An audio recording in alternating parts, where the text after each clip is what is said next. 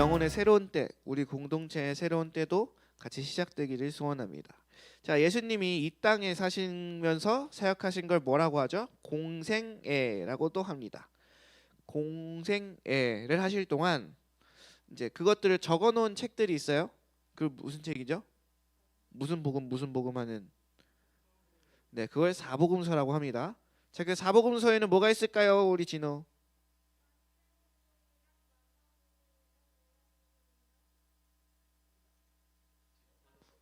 누가복음. 네, 누가복음. 오케이. 자, 예수님의 공생의 사역을 왜 이렇게 여러 명이서 여러 책으로 썼을까요?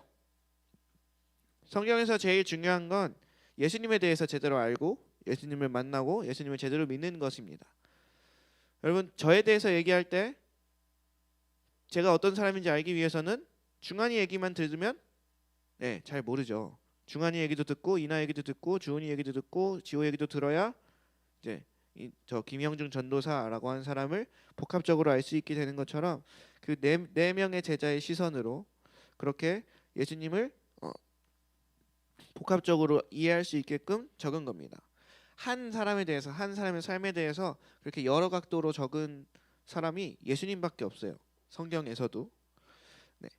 자, 그러면 각자 그 사복음서에 중점적으로 다루는 그런 주제들이 있어요. 자, 마태복음 1장 1절은 어떻게 시작하는 줄 아세요? 족보요. 아브라함과 다윗의 자손 예수 그리스도의 계보라. 네, 세계라. 계보라. 자, 그러면서 이제 마태복음은 이제 구약을 성취하신 예수님, 그 왕으로 오신 예수님을 굉장히 강조를 합니다. 마가복음은 하나님의 종 되신 예수님을 굉장히 강조하고요. 누가복음은 처음에 시작이 어떻게 되죠? 네, 데오빌로의 친서를 쓰면서 앞에 나오는 내용이 진짜 자세하게 나오는 게 예수님의 탄생에 대해서 나옵니다. 예수님의 탄생이 진짜로 성령으로 된 것이기도 하지만 예수님의 인간적인 모습들을 많이 보여주죠. 네, 오늘 이 요한복음은 예수님의 하나님 되심을 굉장히 강조하는 책입니다. 네, 그 요한복음 1장 1절의 시작. 자, 우리 다 외울 수 있잖아. 요한복음 1장 1절은 다들 너무 많이 들었던 거. 히즈쇼에서도 엄청 많이 나 초등부 하면서 다 외웠던 것 같은데. 태초에 말씀이 계시니라 이 말씀 함께 계셨으니 이 말씀은 곧 하나님이시라. 네, 아무튼 네, 요한복음 1장 1절 한번 띄워주세요. 우리 다 같이 읽겠습니다. 시작. 태초에 말씀이 계시니라 말씀이 하나님과 함께 계셨으니 이 말씀은 곧 하나님이시라. 자, 띄워주세요. 계속. 태초에 말씀이 계셨대요. 근데 그 말씀이 뭐래요? 하나님이래요.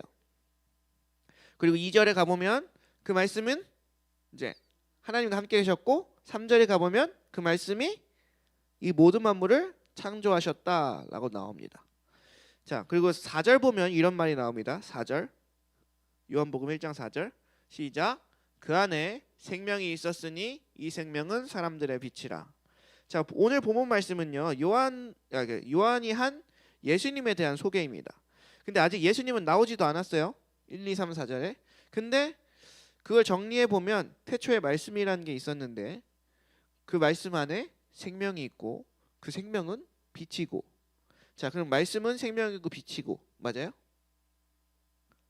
그리고 7, 8절에는 이제 그 빛을 증언하는 자라고 해서 침례 요한에 대해 설명하고 있습니다. 자, 그리고 오늘 본문 9절 말씀 띄워주세요. 1장 9절. 1장 9절 시작. 참 빛 곧 세상에 와서 각 사람에게 비추는 빛이 있었나니. 자, 여러분 참 빛이 각 사람에게 비춥니다. 아까 빛이 뭐였죠? 말씀이었죠. 말씀이 각 사람에게 비추는 겁니다.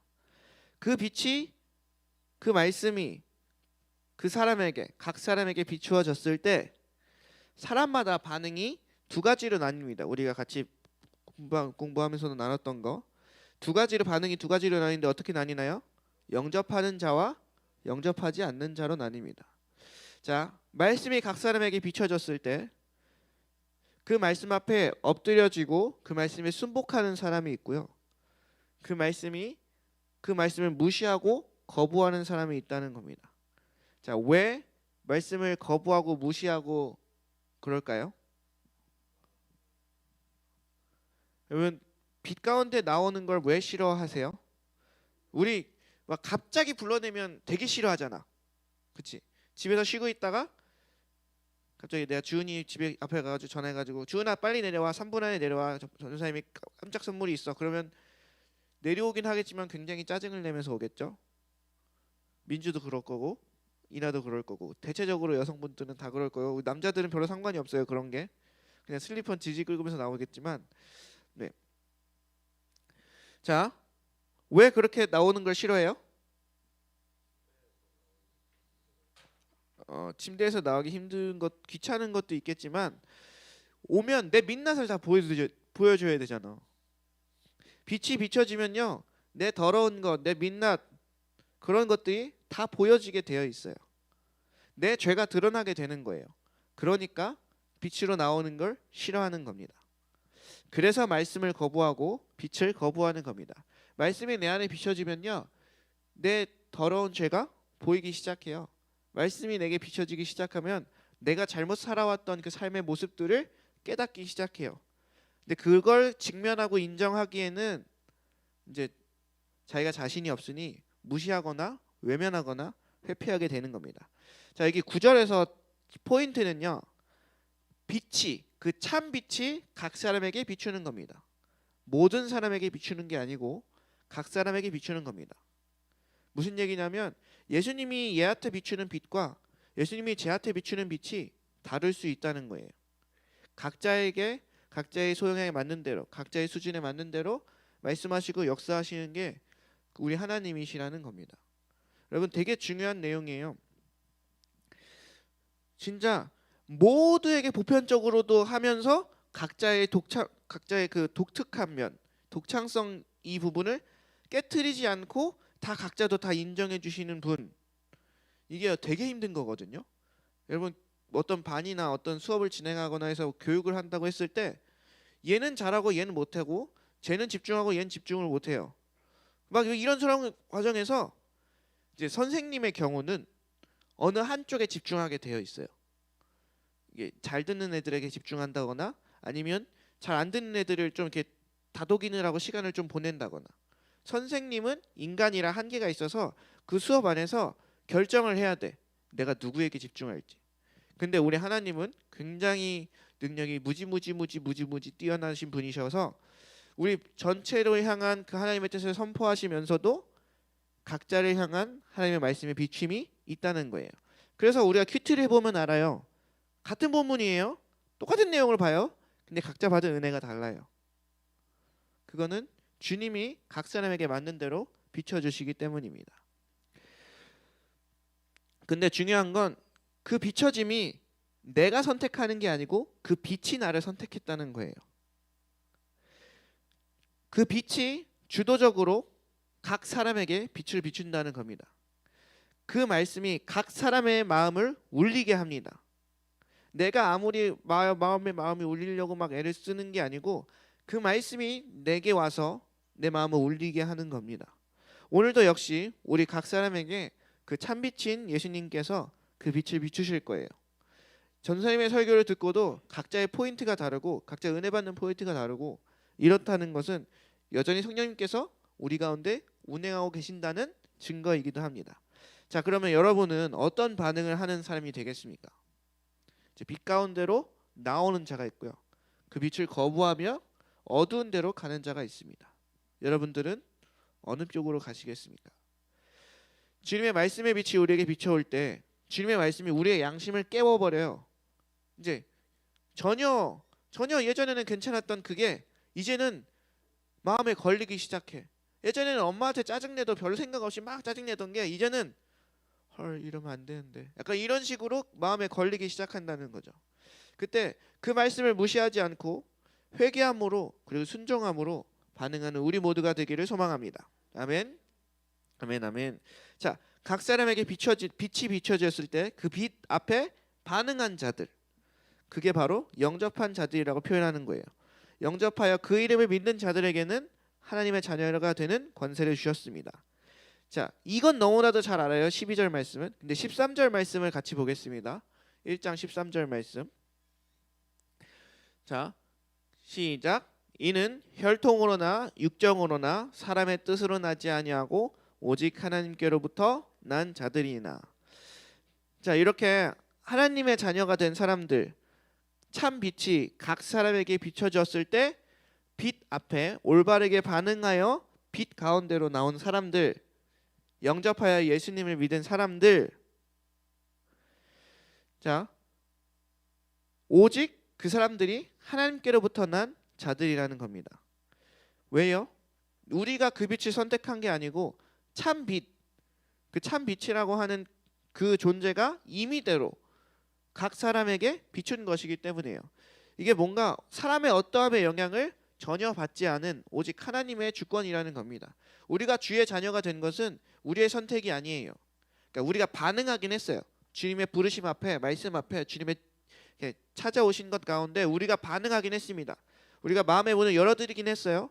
근데 그렇게 주님의 자녀로 선택이 된 것은 우리가 한 게 아닙니다. 우리가 그리스도인이 되는 것은 하나님의 자녀가 된다는 건 내가 모태신앙이기 때문도 아니고 교회를 오래 다닌 정 때문에 의리 때문에 교회 문화에 익숙하다는 것도 아니고 갑자기 고위공직자가 주은이 구원해라 막 이런 식으로 해서 구원된 것도 아니고 오직 하나님의 뜻으로 된 거라 이겁니다. 왜냐? 태초부터 있었던 그 말씀, 그 빛이 우리에게 그 주도적으로 하나님의 계획대로 예정대로 우리에게 비춘 것이기 때문입니다. 요한복음 15장 16절을 함께 보겠습니다. 요한복음 15장 16절이요. 같이 읽겠습니다. 시작. 너희가 나를 택한 것이 아니요 내가 너희를 택하여 세웠나니 이는 너희로 가서 열매를 맺게 하고 또 너희 열매가 항상 있게 하여 내 이름으로 아버지께 무엇을 구하든지 다 받게 하려 함이라. 여러분, 적어도 여러분은 지금 주님이 택하여 이곳에 부르신 사람들입니다. 아멘? 맞죠?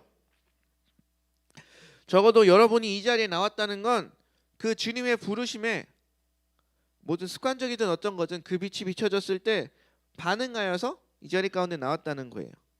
여러분을 지금 이 자리에 누가 불러서 택하여 세웠다고요? 하나님이에요. 하나님. 예수님은 분명히 그 빛이 비춰졌을 때 그 빛을 영접할지 거부할지는 우리의 반응에 달려있지만 우리를 지금 이 자리에 여기서 세우시고 우리를 이끌어 가시고 우리 선택하신 분은 바로 예수님이라는 사실입니다. 자, 예수님이 여러분을 하나님의 자녀로 불러 세우셨습니다. 아멘. 그렇다면 주님이 지금 여러분들을 보고 아, 저거 괜히 불렀네. 아, 쟤는 원래 부를 애가 아니었는데 딸려왔네. 막 이렇게 얘기하실까요? 아, 불러놓고 애가 제대로 하지 않는 거 보니까 좀 후회되네 라고 얘기를 할까요? 여러분, 부모가 자식을 낳아놓고 아, 얘를 낳는 게 아니었는데 아, 괜히 낳았네 하는 부모가 있을까요? 네, 인간의 부모는 덜어는 그럴 수 있겠죠. 너무 진짜 악하다면. 근데 대부분의 부모님들은 얘는 내가 원해서 낳게 한 건 아니에요. 그러니까 그 임신을 계획했다고 할지라도 그게 이렇게 사람 마음대로 잘 되는 것은 아니기 때문에 그냥 덜컥 생겼어요. 근데 나와서는 이제 우리 집을 떠나지도 않아요. 내 돈을 갉아먹어요. 내 시간도 갉아먹고요. 내 체력도 갉아먹어요. 그러나 걔를 아, 괜히 낳았네 이런 식의 생각하는 부모는 아무도 없습니다. 하나님 또한 여러분들을 불러 세우셨어요. 하나님의 자녀로 삼으셨어요. 그것에 후회와 실수가 절대 없다는 것들을 여러분들이 믿으셨으면 좋겠습니다. 그리고 여러분의 실수가 하나님께 문제가 될까요? 저한테 소원이가 있죠. 소원이가 이제 16개월이 돼서 아장아장 걸어다니면서 집안에 이것저것을 다 만집니다. 일단 책상에 눈 이렇게 까치발에 들면 책상 위에 있는 게 조금씩 보여요. 그러면 무조건 손을 이렇게 해가지고 다 끄집어 내립니다. 근데 한 번은 이제 제 가방이 있었는데 가방이 가벼운 줄 알고 그냥 무작정 끄고 내렸다가 가방이 무거우니까 턱 하고 이제 넘어지기도 했어요. 자, 그런 실수들이 막 있죠. 깨먹기도 하고. 자, 근데 그게 그 부모에게 뭐 문제가 될까요?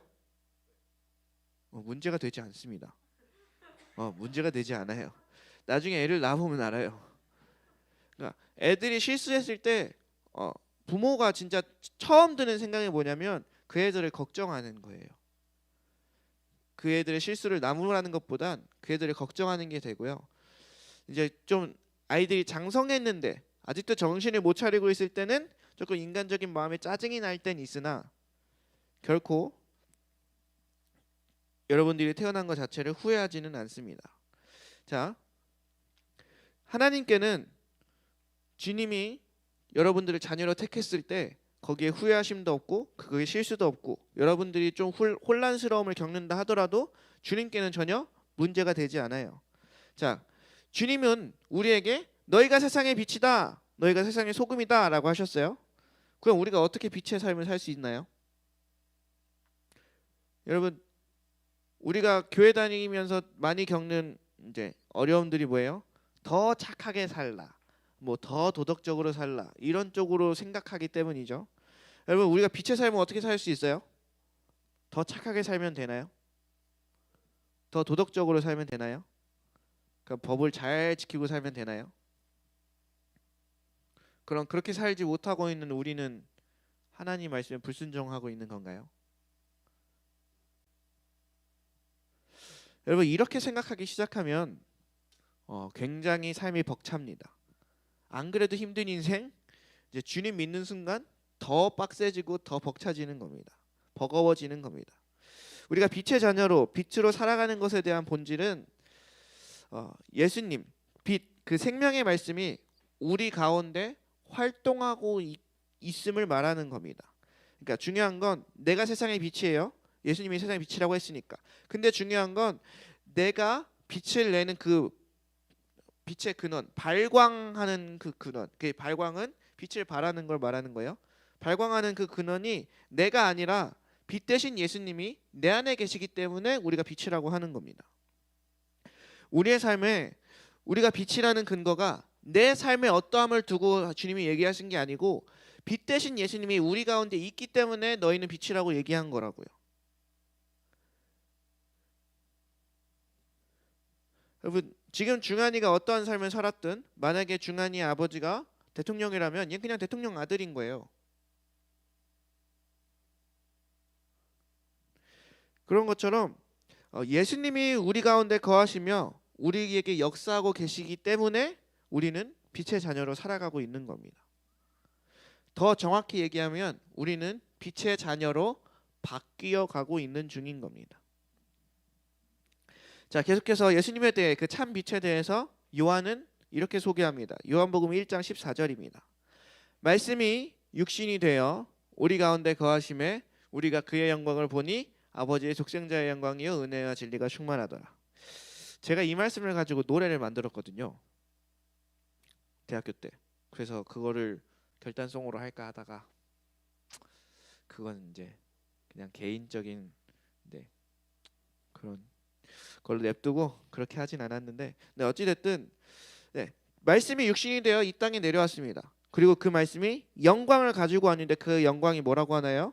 아버지의 독생자의 영광이고 은혜와 진리가 충만하다. 자, 우리가 이렇게 많이들 얘기하죠. 영광을 사모하십시오. 하나님의 영광을 사모하십시오. 하나님의 영광을 바라보십시오. 하나님의 영광을 구하십시오. 그러면 지금 영광이 뭐예요? 하나님의 영광이 뭡니까? 하나님의 영광을 바라보세요 라고 하는데 하나님의 영광이 뭔 줄 알고 바라봐?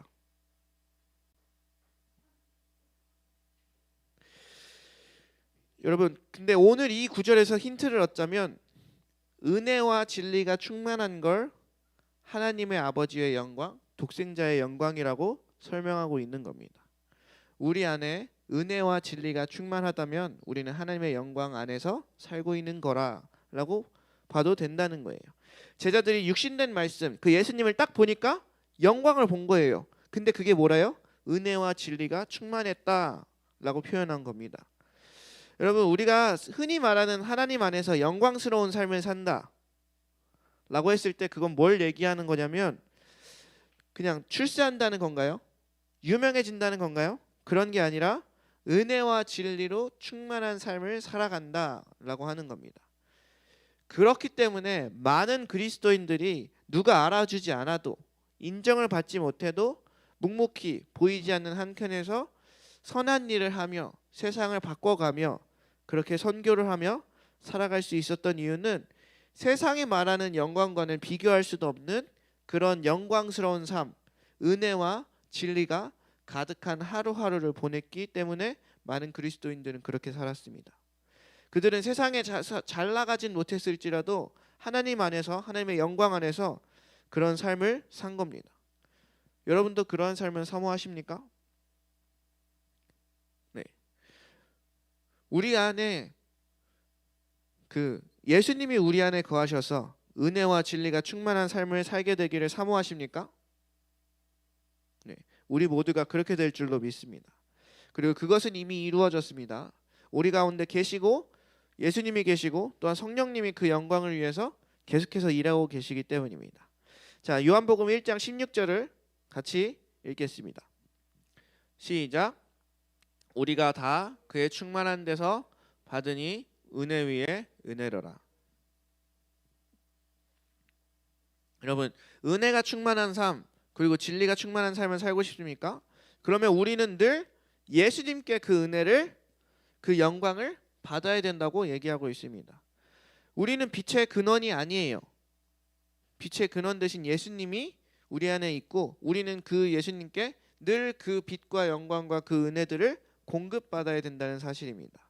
우리가 주님과의 관계가 올바로 서고 그 친밀한 관계 가운데 계속 동행하다 보면 저절로 우리는 은혜가 충만한 삶을, 그 진리가 충만한 삶을 살게 된다는 겁니다. 우리가 집중해야 될 건 예수님과 함께 사는 것이에요. 그럼 마지막으로 한 구절을 나누도록 하겠습니다. 네. 마지막으로 한 구절 나누고 이제 찬양팀은 할 텐데 중한이가 드럼을 치고요. 네. 한비 씨가 베이스를 쳐주세요. 자, 여러분 만물을 지으시고 아버지의 독생자의 영광, 은혜와 진리가 충만하신 그 예수님을 영접한 우리, 그죠? 그러니까 우리가 지금 그 자녀된 권세를 잘 누리고 있습니까? 그 영광스러운 삶을 지금 살고 있습니까? 라고 물어보면 여러분 뭐라고 대답하나요? 자, 여기서 우리의 고민은 시작됩니다. 예수님이 대단한 건 알겠어요. 우리가 엄청난 은혜를 입었고 그 영광이 충만한 것도 알겠고 하나님의 자녀가 되었다는 것도 알겠어요. 근데 왜 우리의 삶에는 이렇게 푸석푸석할까? 왜 우리의 삶은 벅차고 힘들까? 오늘 읽은 이 말씀, 이 영광스러운 이 은혜가 있는 이 말씀이 현재의 나의 삶과는 너무 많이 달라요. 그죠? 그래서 괴리감이 많이 느껴지죠. 자, 오늘 그 괴리감을 해결할 수 있는 키가 요한복음 1장 5절에 있습니다. 우리 1장 5절을 함께 읽겠습니다. 빛이 어둠에 비치되 어둠이 깨닫지 못하더라. 자, 빛이 어둠에 비치되 어둠이 깨닫지 못하더라. 이 말이 무슨 말일까요? 빛이 어둠에 비쳤는데 어둠이 깨닫지 못하더라. 이 말이 뭔 말이야? 저도 잘 모르겠더라고요. 그래서 선생님이 여러 번역본을 찾아봤습니다. 그래서 중국어로 보니까 이 말씀의 뜻을 알겠더라고요. 자, 중국어를 띄워주시죠. 자, 다 같이 시작. 다 읽었죠? 무슨 뜻인지 알겠죠? 너무 명백하잖아. 네, 光照在黑暗里黑暗却不接受光 이거거든요. 다들 알고 있었죠? 이게 무슨 뜻인지 알고 있었죠? 더 이상 설명이 필요 없죠? 네. 자, 우리 세 번역 성경으로 요한복음 1장 5절을 보겠습니다. 자, 시작. 그 빛이 어둠 속에서 비치니 어둠이 그 빛을 이기지 못하였다. 다시 한번 읽겠습니다. 시작. 그 빛이 어둠 속에서 비치니 어둠이 그 빛을 이기지 못하였다. 자, 뭐라고 하나요? 어둠이 그 빛을 이기지 못하였다. 빛이 우리 가운데 임하면 우리에게 있던 어둠은 그것을 이기지 못하고 견디지 못하고 사라지게 된다는 겁니다. 중국어에서 나온 게 뭐냐면 뿌지의 쇼광, 이게 뭐냐면 쇼뿌리아오라는 말이 무슨 말이 있는데 그 말은 견딜 수 없다, 감당할 수 없다라는 얘기예요. 여러분 여기서 이긴다는 표현을 썼어요. 이기려면 뭐가 있어야 돼요? 싸움이나 결투, 이런 경기, 이런 것들이 있어야 이기고 지는 게 있는 겁니다. 오늘 본문 말씀에 엄청난 생명과 영광과 그런 권세들에 대해서 얘기를 하고, 그 말씀이 오늘 우리의 삶과 전혀 거리가 먼 것처럼 느껴지는 이유는 우리가 아직 전쟁 중이기 때문입니다. 아직 이 어둠과 빛의 싸움이 끝나지 않았기 때문입니다. 우리는 예수님을 나의 삶의 주인으로 영접한 사람들입니다. 오늘 예수님을 소개한 것처럼 그 말씀, 그 생명, 그 빛이 우리 가운데 임하면 어떤 일이 벌어지는가? 우리 안에 있는 어둠과 이 빛이 전쟁을 일으키기 시작합니다. 성령이 우리 안에 계셔서 역사하기 시작하면요, 우리가 말씀을 묵상하면서 그 말씀을 먹기 시작하면 그 말씀은 엄청난 생명이 있기 때문에, 그 말씀은 엄청난 능력이 있기 때문에, 권세가 있기 때문에 나의 죽어있던 모든 삶의 부분들을 다 흔들어 깨워버리는 거예요. 그래서 예수님을 믿고 나면 죄로 느껴지지 않던 것들이 죄로 느껴지게 되고, 자꾸 양심에 찔리게 되고, 이러면 안 될 것 같고 막 그런 생각들이 드는 겁니다. 왜요? 내 안의 어둠과 예수님의 빛이 싸우고 있으니까. 근데 이 싸움의 끝은 무엇인가요? 어둠은 빛을 이기지 못하였다입니다. 여러분, 저는 이것을 이렇게 표현하기도 합니다. 여러분들은 지금 뒤집어지는 중이라고요. 본문의 영광스러운 삶과 지금의 내 삶이 너무 다른 이유는 우리가 아직 미처 다 뒤집어지지 않았기 때문입니다. 아직 뒤집히고 있는 중이라 그런 겁니다. 여기서 중요한 건 우리가 아무리 안 뒤집혀지려고 버티고 고집부리고 떼쓰고 해도 내 삶만 피곤해지고 내 힘만 빠질 뿐, 우리가 우리의 빛의 잔으로 되는 이 일을 그 누구도 막을 수 없어요. 왜냐면 예수님이 우리 가운데 거하시고 그 하나님의 열심이 우리를 계속해서 바꿔나가기 때문입니다. 좀 더 쉽게 설명을 드리자면, 엄청 비만인 사람이 새해가 돼서 다이어트를 결심하고 헬스장에 갑니다. 그리고는 최고의 실력을 갖춘 그 트레이너한테 1:1 PT를 받는 거예요. 자, 그리고는 운동이 시작되죠. 자, 여러분 다이어트를 많이 해봤지만 다이어트가 쉽나요? 자, 그렇게 운동을 하기만 하면 살이 빠지는 건 알아. 근데 운동하는 게 쉽나요? 건강을 위해서, 또한 미용을 위해서 꼭 필요한 일이긴 하지만 내 삶의 체질이 바뀔 때까지, 내 삶의 라이프 스타일이 완전히 바뀌기 전까지는 그 운동은 고될 뿐입니다. 그러나 그 최고의 트레이너는 자기의 명예를 걸고 자기의 그 네임밸류가 있기 때문에 자기의 목표를 달성하기 위해 자기의 모든 경험과 스킬을 다 사용해서 그 회원을 살을 빼게 만들 거예요. 그러면 우리가 그렇게 PT를 받고 있는 사람의 입장이라면 그 기간을 최대한 빨리 끝낼 수 있는 방법은 뭐죠? 그냥 죽었다 생각하고 이악 물고 트레이너가 시키는 대로 운동을 하는 겁니다. 그러다가 이제 점점 체질이 바뀌고 운동이 익숙해지고 살이 빠지기 시작하는 것을 경험하다 보면 엄청 재밌고 즐겁고 새로운 삶의 활력을 얻게 됩니다. 그때부터는 누가 시키지 않아도 운동하기 시작할 거고 건강을 챙기기 시작할 거예요. 에베소서 5장 8절을 함께 읽겠습니다. 시작. 너희가 전에는 어둠이더니 이제는 주 안에서 빛이라, 빛의 자녀들처럼 행하라. 빌립보서 1장 6절도 함께 읽겠습니다. 시작. 너희 안에서 착한 일을 시작하신 이가 그리스도 예수의 날까지 이루실 줄을 우리는 확신하노라. 우리는 지금 바이블 체육관에서 최고의 트레이너이신 그 예수님과 성령님께 개인 PT를 받고 있는 거예요. 그 빛이 각 사람에게 비치는 것처럼 하나님이 그 말씀을 가지고 우리에게 개인 PT로 하듯 지도하신다는 거예요.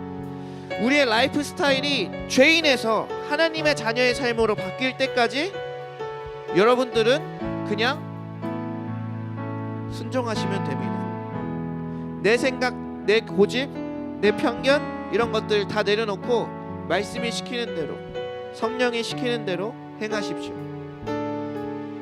이미 빛은 우리 가운데 임했고 그 빛은 우리의 어둠을 몰아냈고 또 몰아내고 있는 중입니다. 내가 하는 게 아니라 주께서 행하시는 겁니다. 우리는 그저 주님 앞에 내어드리면 됩니다. 주님의 말씀 앞에 순종하면 되는 겁니다. 여러분, 하나님 자녀의 권세를 누리는 삶을요, 내가 어떻게 해야 누리는 거라고 생각하지 마세요. 하나님도 그 삶을 온전히 누리기를 누구보다도 원하시고 계세요. 여러분들이 하나님의 말씀에 합당한 삶, 하나님의 자녀의 풍성한 삶을 살고 누리기를 하나님께서 누구보다도 원하십니다. 그래서 여러분들은 이미 그 길로 가고 있어요. 어떤 만화책에 보면 이런 얘기가 나와요. 그 달인에게 수련을 받는 제자가 있어요. 그 제자가 물어봐요. 스승님, 나는 언제쯤이면 스승님처럼 달인이 될 수 있을까요? 그 스승이 하는 말이 뭔지 알아요? 너는 반드시 달인이 된다. 너는 지금 달인으로 향하여 떨어지고 있는 중이다. 남들은 힘들게 기어 올라가지만 넌 떨어지기만 하면 된다는 거예요. 여러분, 우리가 주의 자녀에 합당한 삶을 어떻게 사냐고요? 우린 못 살아요. 근데 주님은 우리를 살게 하신다고요. 이렇게 자녀로 부르신 것도 하나님이시고, 이 자녀된 삶을 살게 하시는 것도 하나님이시고, 우리의 삶을 이끌어 가시는 분도 하나님이시라는 것을 믿길 바랍니다. 우리가 멈춰야 될 일은 내가 내 힘으로 아둥바둥 되는 걸 멈추고 주님의 뜻에 순종하는 일입니다. 이제는 우리가 주님의 뜻에 순종하는데 내 모든 걸 걸고 나아갔으면 좋겠습니다. 우리 이 시간 이 말씀을 기억하시면서 주께 포기란 없네 함께 찬양하며 나아가실 텐데요. 네, 가사를 좀 띄워주세요. 가사를 보면 소망은 보이지 않아도 깊은 절망 속에도 빛은 꺼지지 않았네. 여러분들의 삶에 어떠한 어둠 가운데 있든지 어떤 상황에 있든지 간에 상관없이 그 여러분들을 향한 하나님의 빛은 꺼지지 않았습니다. 그리고 누구도 기대하지 않았던 낮은 이 땅 가운데서 그 나라가 시작되었습니다. 여러분들을 향한 예수님의 그 착한 일이 시작하셨고 그 일을 이루실 때까지 예수님이 멈추지 않으실 것이라고 말씀은 약속하고 있습니다. 그래서 주님이 일하시는 그곳에 여전히 소망이 있고 주님께는 포기란 없습니다. 주님께는 후회하심은 없습니다. 여러분들의 삶을 붙잡고 있는 하나님을 신뢰하십시오. 여러분들이 그냥 고와 같이 버려지는 걸 하나님은 전혀 생각지도 않고 계세요. 우리 이 시간 함께 찬양하며 나아가도록 하겠습니다. 소망이 보이지 않아도 깊은 절망 속에도 빛은 꺼지지 않았네. 누구도 기대치 않았던 낮은 이 땅 가운데서 그 나라 시작되었네. 그 나라 오늘 이곳에 우리 살아가는 곳에 먼 곳에 있지 않네. 주가 일하시는 곳에 여전히 소망이 있네. 쉽게 포기란 없네. 우리 다시 한번 소망이 보이지 않아도 깊은 절망 속에도 빛은 꺼지지 않았네. 누구도 기대치 않았던 낮은 이 땅 가운데서 그 나라 시작되었네. 그 나라 오늘 이곳에 우리 살아가는 곳에 먼 곳에 있지 않네. 주가 일하시는 곳에 여전히 없네.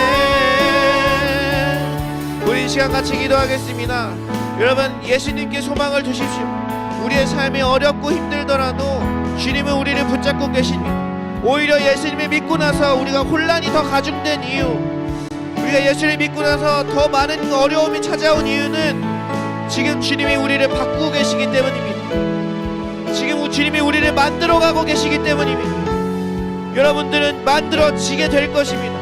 이 일은 멈춰지지 않습니다. 그 장성한 분량에 이를 때까지, 그 착한 일이 끝날 때까지 이 일은 멈춰지지 않습니다. 여러분들은 변화할 것이고 여러분들은 하나님의 놀라운 자녀의 삶을 누리게 될 것입니다. 예수님이 그렇게 작정하셨습니다. 우리 다 같이 한번 주여 한번 크게 부르짖고 동성하며 기도하며 나겠습니다. 주여,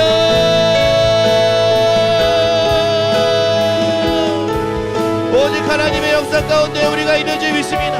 오직 그리스도의 자녀된 삶 가운데 우리가 있는 줄 믿습니다. 우리가 빛을 내는 자녀들이 아니라 주님께서 우리 안에 계시기에 우리가 빛의 자녀인 줄 믿습니다. 내가 오직 말씀이 육신이 되어 이 땅 가운데 거하시며 하나님 오직 주님의 그 영광이 우리 가운데 비춰지는 줄 믿습니다. 하나님 오직 주님 인도하여 주시옵소서.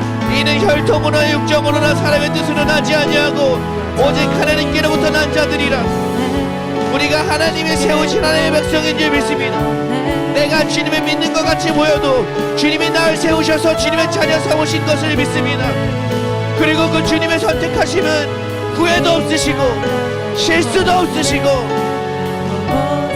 계속해서 그 일을 진행해 나가고 계신 줄 믿습니다.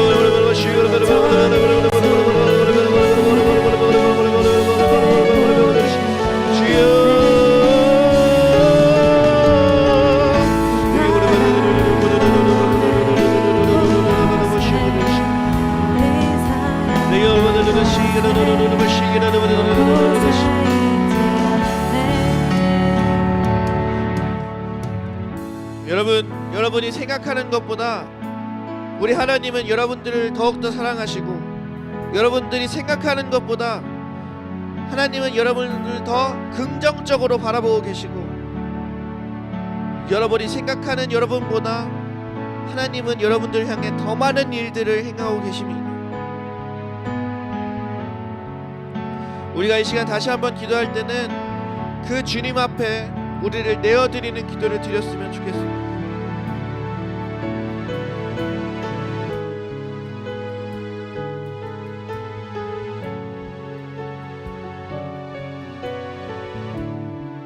주님께 우리의 삶을 내어드립니다. 주님이 우리를 뒤집고 계신다면, 주님이 우리를 바꿔나가고 계시다면 주님께서 바꾸면 바꾸시는 대로, 뒤집으면 뒤집으시는 대로 우리의 삶을 내어드립니다. 여러분, 이 삶이 바로 영광스러운 삶이고, 이 삶이 바로 모든 두려움을 이기는 삶입니다. 여러분이 생각하는 것보다 하나님은 우리에게 관심이 많습니다. 사랑의 눈으로 보는 관심이 너무나도 많으십니다. 이것들을 기억하면서 이제 온전히 나의 삶의 주인을 주님께로 다시 한번 올려드리고, 주님께 내어드리고, 나의 걱정과 모든 문제와 모든 상황들을 주님께 올려드리고, 주님이 어떻게 인도하시든 주님이 어떻게 알려주시든 우리가 빛 가운데 나아가기를 멈추지 않겠다고 결단하시면서 다시 한번 주여 한번 부르시고 기도하면 하겠습니다. 주여, 하나님 이제 오직 주님께 집중하며 나아갑니다. 오직 주님께 우리의 삶을 내어드리며 나아갑니다. 왜냐면 내 앞길을 향하여 내가 관심하고 내가 걱정하는 것보다 주님이 더욱더 걱정하고 계시며 주님이 더욱더 많은 계획을 가지고 계신 줄 믿습니다. 내가 내 삶을 평가하는 그 평가의 기준보다 하나님은 더 사랑의 눈으로, 더 긍정적인 눈으로 바라보고 계신 줄 믿습니다.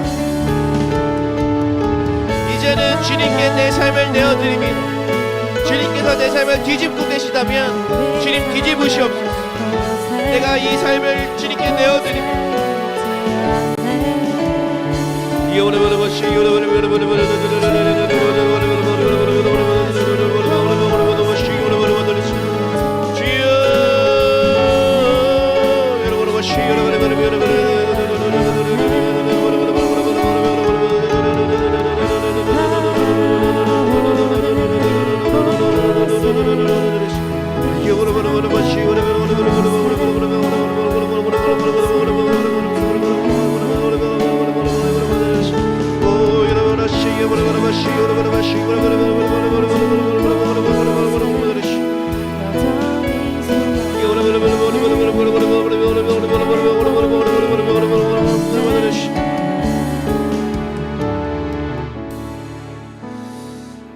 하나님 아버지, 말씀이 육신이 되어 우리 가운데 거하심에 우리가 그의 영광을 보니 아버지의 독생자의 영광이요 은혜와 진리가 충만하더라. 주님, 우리가 알고 있던 예수님을 영접한다는 의미가 태초에 하나님과 함께 계셨던 그 말씀을 우리 가운데 영접하는 그 이름을 우리가 이제는 알았습니다.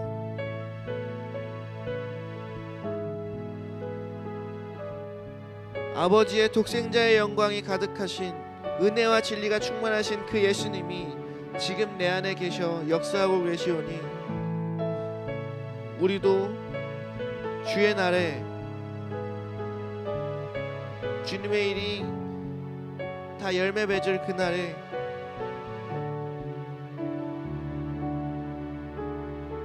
예수 그리스도로 말미암은 하나님의 놀라운 자녀들이 다 되어 있을 줄 믿습니다.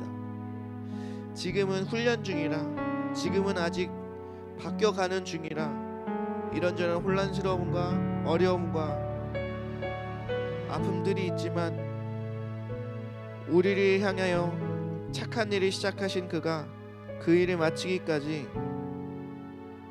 쉬지 않고 계속해서 해나가실 줄 믿습니다. 주님, 우리를 택하여 주심에 감사합니다. 주님, 우리를 주의 자녀 삼아 주심에 감사합니다. 온전히 이제 우리는 주님의 빛 가운데서 행하는 사랑의 자녀들인 줄 믿습니다. 감사합니다. 살아계신 예수님의 이름으로 기도드렸습니다. 아멘. 우리 다 같이 주기도문 하심으로 예배를 마치도록 하겠습니다. 하늘에 계신 우리 아버지여, 이름이 거룩히 여김을 받으시오며 나라의 임하옵시며 뜻이 하늘에서 이루어진 것 같이 땅에서도 이루어지이다. 오늘날 우리에게 일용할 양식을 주옵시고 우리가 우리에게 죄 지은 자를 사하여 준 것 같이 우리의 죄를 사하여 주옵시고 우리를 시험에 들게 하지 마옵시며 다만 악에서 구하옵소서. 나라와 권세와 영광이 아버지께 영원히 있사옵나이다. 아멘.